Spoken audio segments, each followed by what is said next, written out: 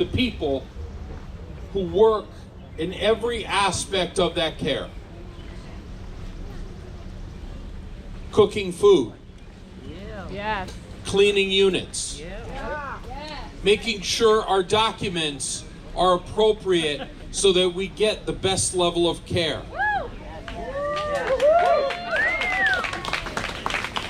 To the folks on the units who help people in the most challenging of moments in their lives. To the nurses and the professionals and the pharmacists who help people struggle through everything. It is those people that deliver the care that are Butler Hospital.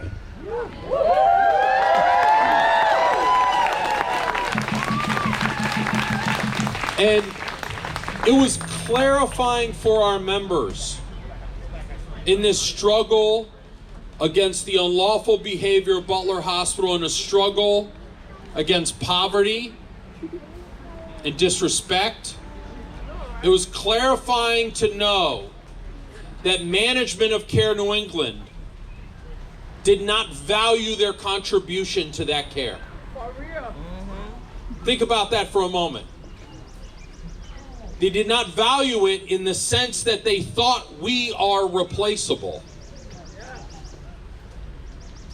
And that proved to a lot of our members in that moment that this isn't just a fight for a better wage, which it is, or a fight for maintaining our health care and our retirement, but this is a fight of dignity. Yes.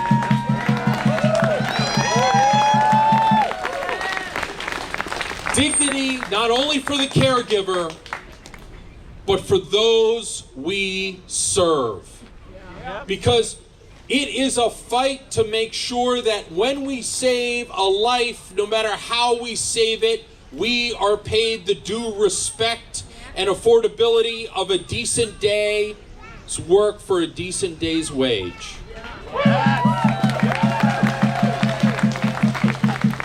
Whether we deliver a baby into the world, whether we save someone from a car accident or a gunshot, this work saves lives and produces a better society. To think that someone could do it better is a violation of the trust that caregivers give every single day, every hour of their work. And not only that, the hospital has spent millions of dollars in shipping in out-of-state replacements to think that they know how to care for Rhode Island.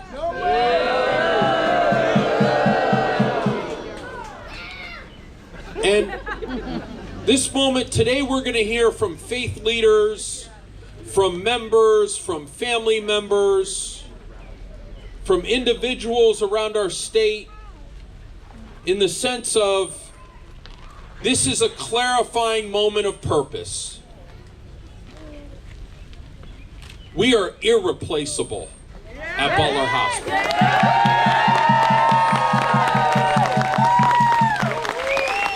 If Butler Hospital thinks that they can go out and find better caregivers, I think they are sorely mistaken, because the people on this picket line, the people that have sacrificed with their families, are the best kind of people to care for all of us. And how do I know that? Because they've been caring for each other for a long time. Not just here out on the picket line, but they've been caring every day for each other and our patients in that hospital when they've been short-staffed, when they've been underpaid, when they haven't been given the dignity in the heart of COVID to be even given a mask. Because back then, Butler Hospital also didn't see our members as human beings, or the people they cared for as human beings. They saw them as cannon fodder for their profit. Care New England, if you have a heart, you will sign the collective bargaining agreement we proposed last week and give our members a decent contract. Stop wasting the public's time. Stop wasting our members' time. Let's get back to care. Let's give dignity to this work now, not tomorrow.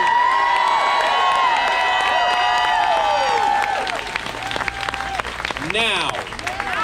So with that, I'd like to introduce one of our first speakers this evening, a person that I've gotten to know and has given a lot of heart and a lot of emotional support to our members on this picket line. And, I just want to thank him and the rest of the faith leaders in this state who have been here, who have prayed with our members, because, like I've said, caregiving is a thankless job many times, whether you're paid for it or not.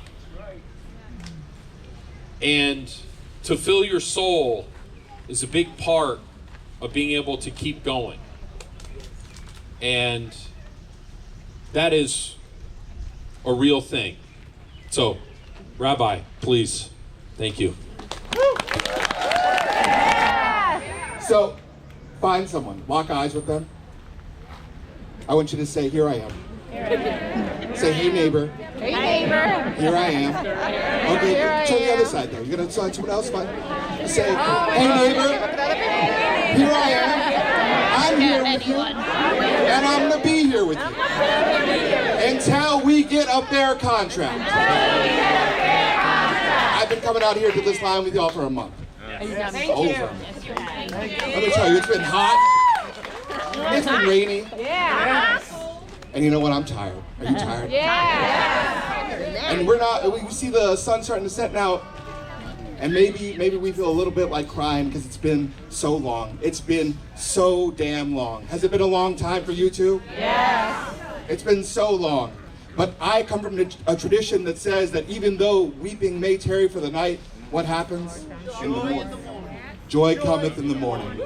So even though tonight we may be in tears because we haven't got a fair contract yet, tomorrow what happens? Joy cometh in the morning. That's it. A month ago you walked out. That's an amazing thing. You were under Pharaoh's thumb and you said no more. No more. You were under Pharaoh's thumb and you said what? No more. And today you're still saying it. No more. No more. But it's not so easy. When we walk out of Egypt, we find ourselves in the wilderness. And that's where we are right now. And it's hard to be in the wilderness. I'm tired. Virgil's been cooking for us for a month now. He's tired. He's really tired. I'm tired.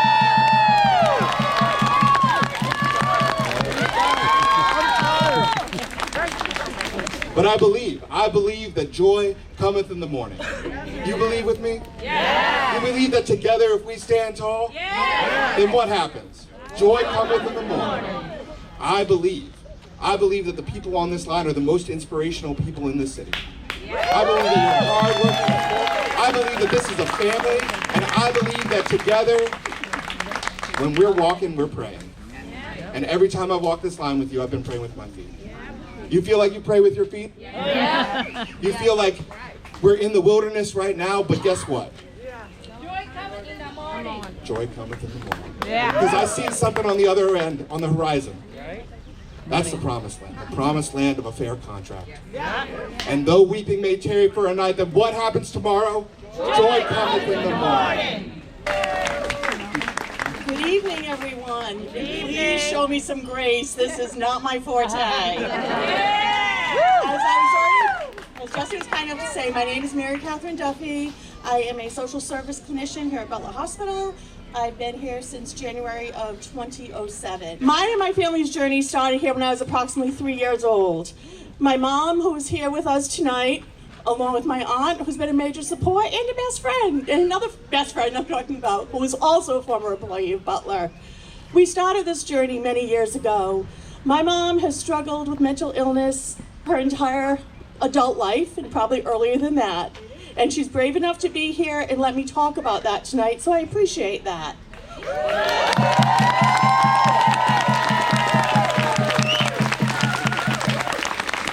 The journey here helped her cope along the years with depression, OCD, anxiety, suicidal ideation, attempt, at least one.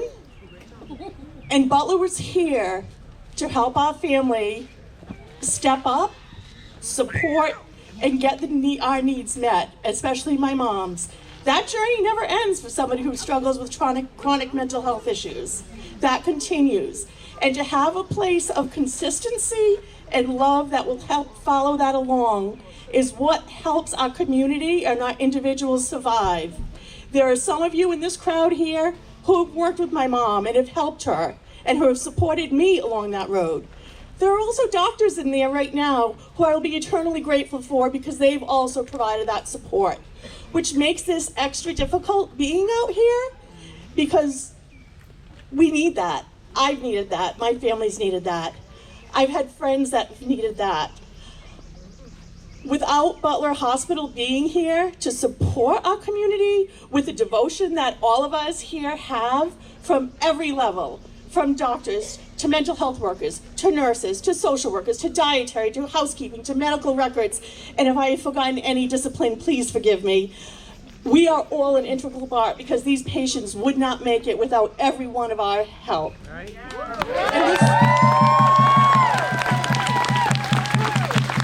I want to thank the community for standing up with us, showing up tonight, giving us support in the grocery stores as we walk by, walking down the boulevard, tooting, honking. I only pray administration can value who we are because they grew up through the ranks that we came through as well. So I'm not quite sure where that divide has come, but right now I could say a million different things. I don't want to take up too much time, but I know the importance that every one of us makes here at Butler Hospital and what our patients mean to us. That's the most difficult thing, is knowing that we're not there. Butler is a community, is a safety net for so many in our community for so many different reasons, from needing a place to know that someone's going to take care of their food and their housing, and that's not why we should be here because they have other issues that have led them to that place in life. And we will be there to build them up. And we will be back in there, I believe that. So thank you. Everybody stay strong. Go 1199. Most of you don't know me. My name is Cy Bedrick. I'm a clinical social worker, and I became involved with 1199 last year when my colleagues and I formed our union at a tiny nonprofit here in Providence called Youth Pride, Inc. Youth Pride is an organization that offers weekly programming, a drop-in center, and wraparound services to LGBTQ+ and under-resourced youth. So I have some personal experience with the devastating impacts of union busting. You all know as well as I do that worker solidarity threatens bosses' egos. My colleagues and I fought for our contract through a very hostile work environment, and a few of us, myself included, were forced out of our positions, threatened, and defamed. Through that struggle, I have seen firsthand that even under extreme duress and in the face of serious personal loss, care workers like us are willing to go to great lengths to care for our clients.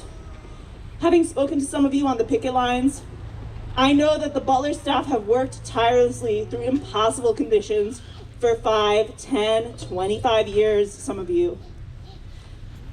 I know that in all that time, this is the first workers' strike that many of you have experienced, and I know you did not vote for this lightly.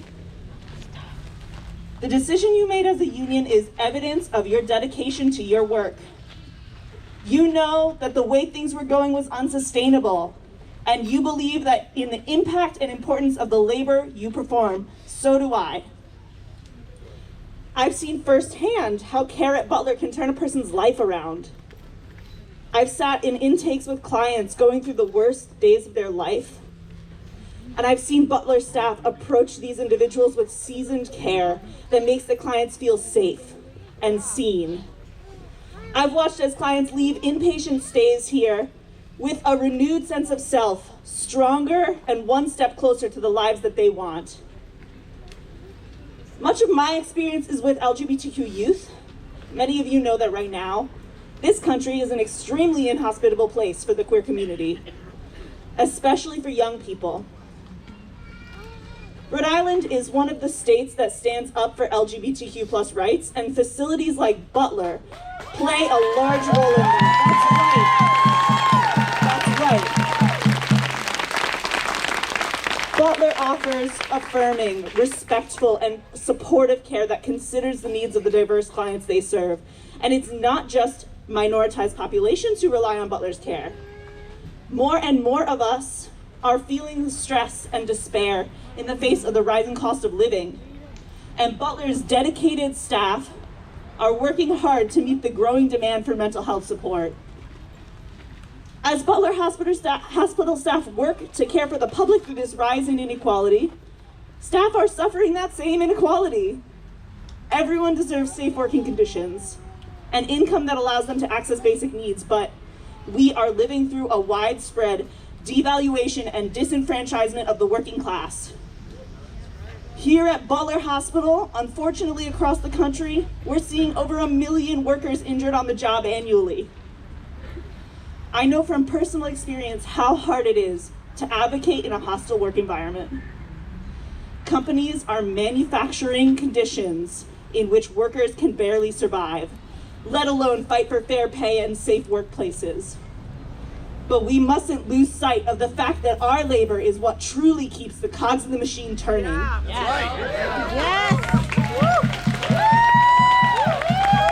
Yes, and even when it feels impossibly hard, we are the ones with the power and responsibility to fight back.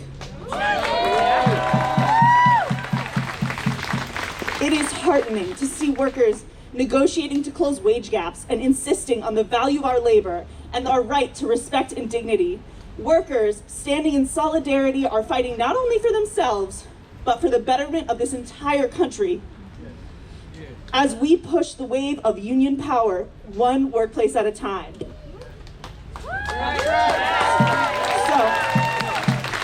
That's right. So as I begin my career as a clinical therapist, I know from my experience firsthand that supporting one person's mental health and well-being can spread outward as that person gains the capacity to pay that care forward and support people within their own community. Each step that the Butler workers take on that picket line and each patient they treat with their invaluable expertise and empathy causes a ripple effect. Never doubt the enormous and exponential impact every one of your actions has.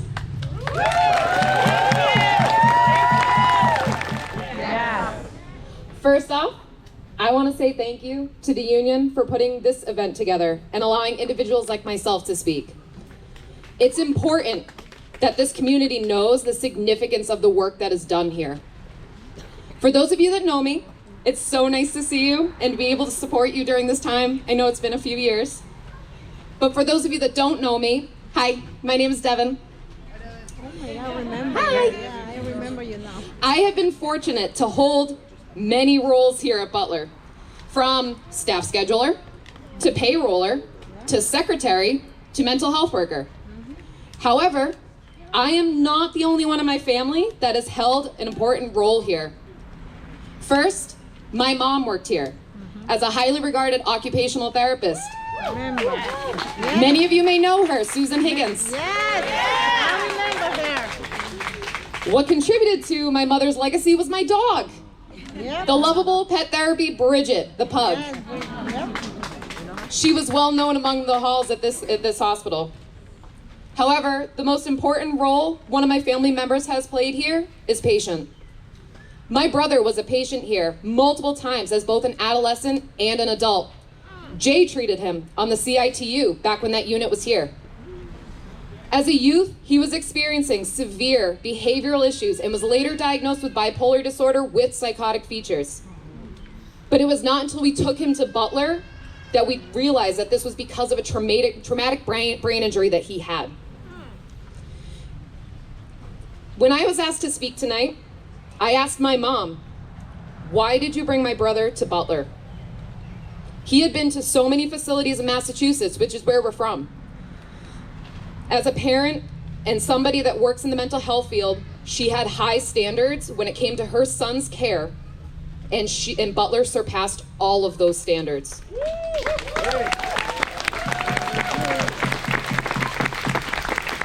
She knew without a doubt the staff were devoted and they were dedicated to their profession. She knew the treatment he was getting. She knew the groups that were being held. She knew that she would be heard when it comes to his treatment. Overall, she knew that Butler was a different facility than most. I was young when my brother came here, but when I started working here, I saw the difference that Butler provided for my brother's treatment. Personally, I think that Butler saved my brother's life. If we did not have the Butler staff listen to my mom, he would be dead right now. I'm happy to say my brother is doing okay. He is stable, he's living with friends, and he's about to turn 33.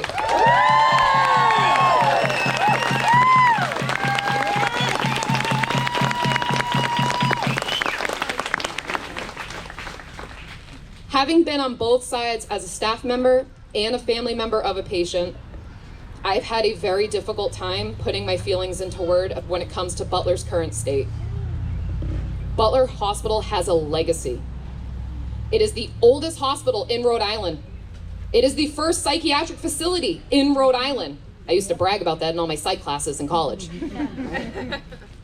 Because of its reputation, everybody wanted to work here.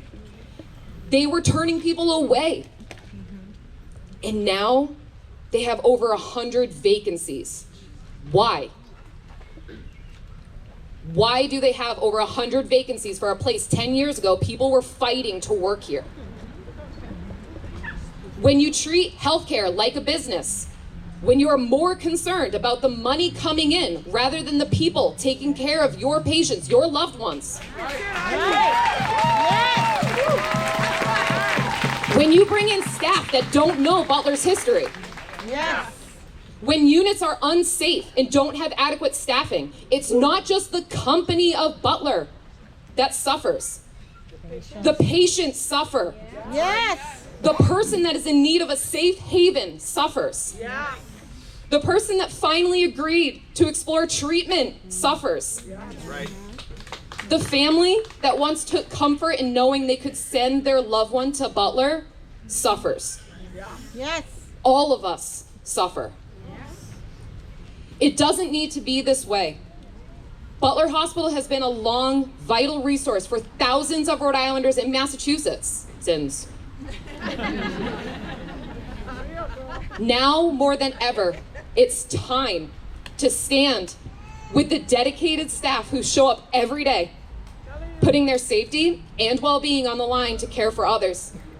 For my family and for so many others, Butler is a part of our story. We urge leadership, recognize the humanity of its workforce, and return to the values that made Butler a place of healing and hope. Hi, everyone. My name's Barry. I'm the president of the board of rabbis of Greater Rhode Island. So I'll quote the Bible. Do cheers for the Bible. Louder? All right, there we go. So it says in Deuteronomy 24, "You shall not abuse a needy laborer."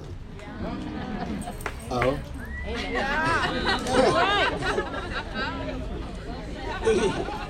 That's all. No, so just one more word about this, because the previous speaker, what was your name? Devin. Devin had it right. This is a community resource. This does not exist for the profit of those that make money from it.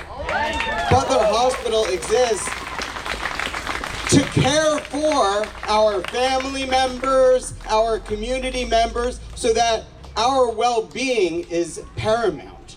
You, the workers, don't deserve to be divided and extorted. You deserve to be honored and paid a fair wage.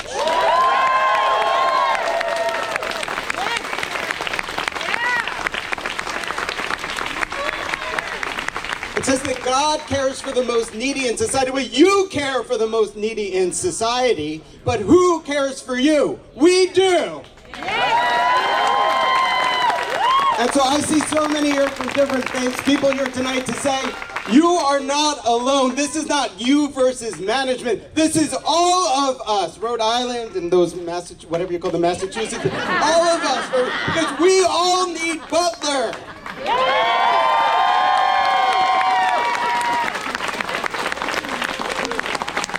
I'll end on a personal note. This is personal for me. I think it's okay to share. It's no stigma.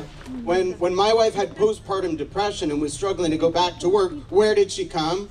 Butler! And who cared for her? We did! You did! And as a result, my family was able to, and I'm just one story of thousands of stories all across this state. Thank you for what you do. We have your back. Stay strong. Thank you. So our next speaker is Hannah Rosa. Say a few words.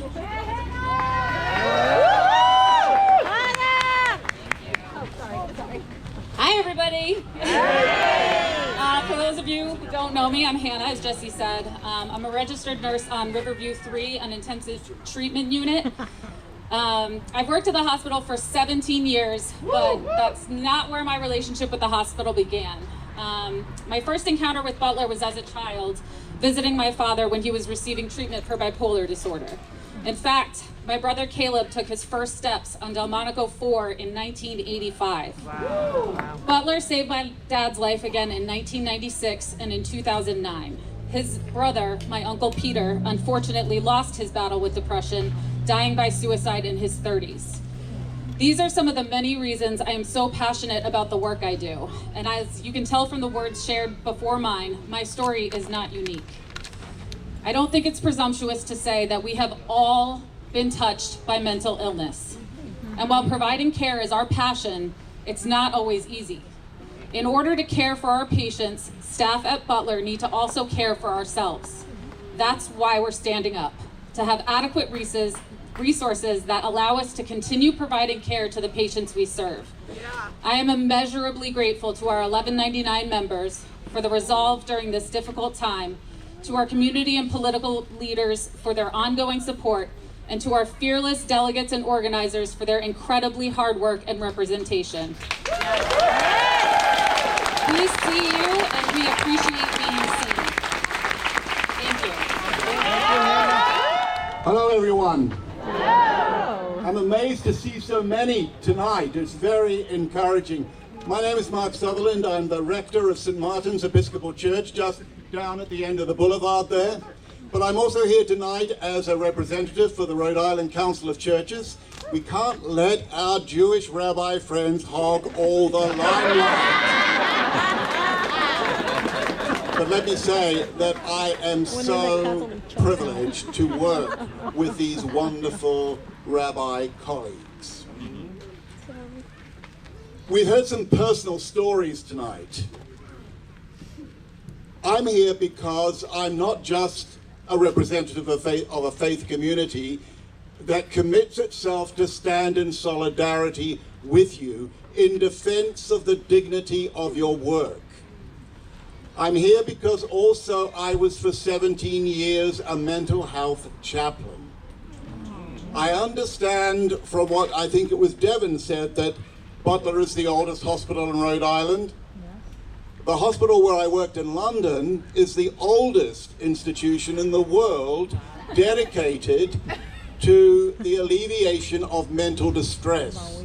It was founded in 1247. Wow. Much of my work as a hospital chaplain, of course, was with the patients. But perhaps the most rewarding part of my work was with the staff. To arrive on the ward and to know that I was the right person arriving at the right time to encounter someone who was at the edge of their tolerance.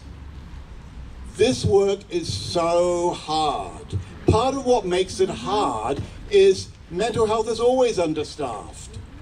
Whether it's here or London or anywhere else, mental health is always the Cinderella of healthcare. And so those of you who work in the mental health system are subjected to stresses and pressures that other areas of healthcare don't experience. I understand that one of the issues that has propelled you to come out on strike has been the dangerous levels of staffing. Understaffing on a psychiatric ward is dangerous, not just for the patients, but for the staff. I know what that's like, and I'm here to stand and say I'm with you in support of your protest.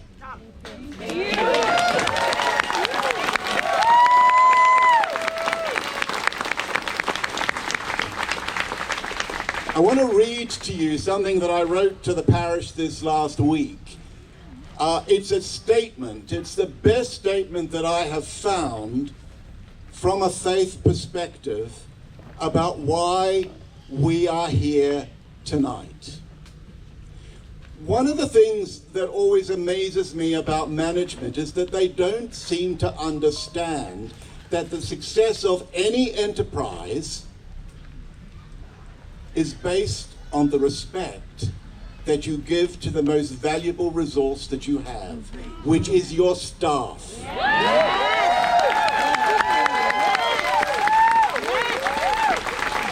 I understand that Care New England needs to make a profit. I understand that.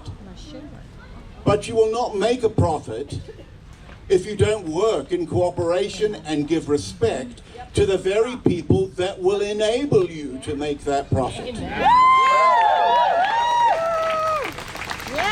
There are members of my community who are on the picket line here, work at Butler, and there are a number of members of my community that over the years have relied on the support that treatment in this wonderful hospital has given them. So what I want to do is just finish by reading to you this statement. It's fine. That's fine. The economy must serve people, not the other way around. Work is more than a way to make a living. It's a form of continuing participation in God's creation. If the dignity of work is to be protected, then the basic rights of the worker must be respected. The right to productive work, to decent and fair wages, the organization and joining of unions, private property, and economic initiative. These are the fundamental aspects that will ensure the profiting and flourishing of any economic enterprise. Thank you. Good evening, everyone. The opportunity to share this tonight is valued and very appreciated. My name is Carrie Jones. I'm a registered nurse on R2 here at Butler Hospital. R2, baby! Although I have only been at Butler Hospital for a little under a year, Butler has become my home and my coworkers have become my second family.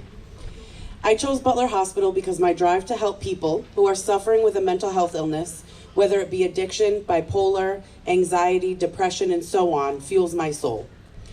Seeing a patient emerge from a crisis, regain well-being, and work toward a more fulfilling life is incredibly rewarding. Psychiatric nursing is not just a job, it's a calling. Being a part of this field and playing a role in supporting individuals on their journey to mental well-being is a point of pride. Psychiatric nursing provides the privilege of meeting people during their most challenging moments, offering support, and assisting them in navigating the complexities of their mental health journey. Butler Hospital and our staff is a staple in our community. It is the only hospital in the state focused on mental health and solely on mental health. I can truly say that I absolutely love what I do here. There's something about advocating for our patients and helping helping our community know it is okay to not be okay. Working alongside my Butler family, which includes my fellow nurses, mental health workers, CODAs, housekeeping, dietary, secretaries, social workers, and other professionals, make it that much easier for me to know that I've chosen the right profession. Despite the difficulties we face on a daily basis, we show up because we care, because we pride ourselves in breaking the stigma held against mental health, which, seeing how we are undervalued by management, is a point in itself. This strike is much more than wages and staffing. We should be valued the same way we value our patients. Yes. There was a point in time a couple of years ago, I had a very personal struggle with mental health crisis. My son, who had just graduated high school, came to me and stated, "I do not want to live anymore." Now, as most of you can imagine, that broke my whole entire soul.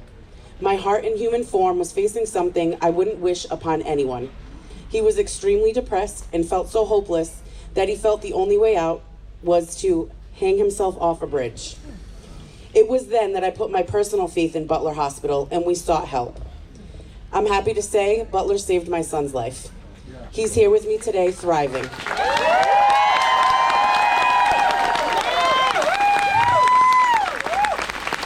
I'm hoping and praying that we reach a resolution sooner rather than later. I miss caring for our patients. They need us. Thank you. For the workers at Butler para orar para un contrato justo para todos los trabajadores de ese hospital.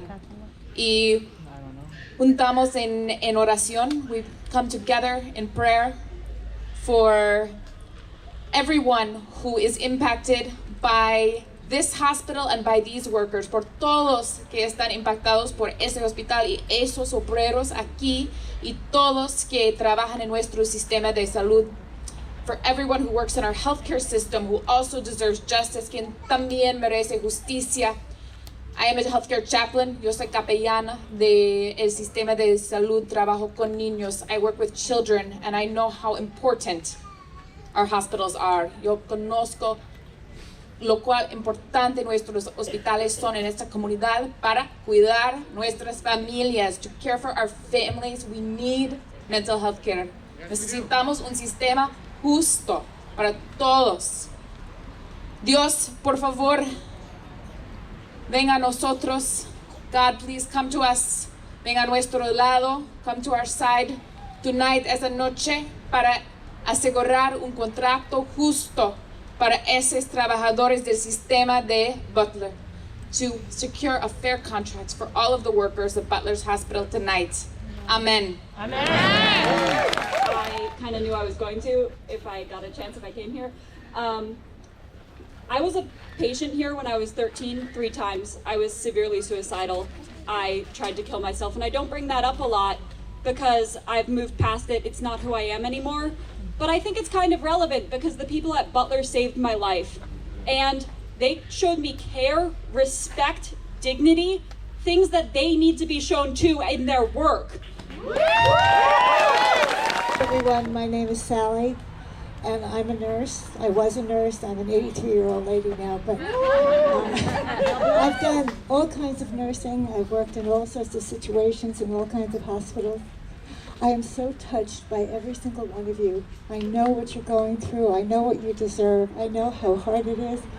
I just want every single one of you to know that you so matter. You are so important, and we love you. Thank you. We need to have a moment of silence and reflection. Oh.